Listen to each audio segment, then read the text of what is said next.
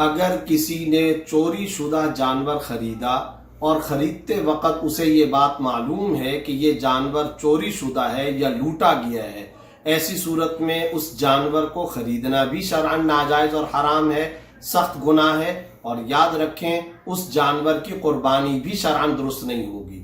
اللہ رب العزت پاک ہیں اور پاک اور حلال مال کو ہی قبول فرماتے ہیں۔ حج، قربانی، صدقہ اور خیرات حرام مال سے قبول نہیں ہوتے۔ ہاں اگر خریدتے وقت کسی آدمی کو یہ بات معلوم نہیں کہ یہ جانور چوری شدہ ہے، انجانے میں اس نے خرید لیا، تو ایسی صورت میں اس کی قربانی بلا شبہ درست ہو جائے گی، مگر حرام مال سے اور حرام طریقے سے خریدے ہوئے جانور کی قربانی شرعاً درست نہیں ہوتی۔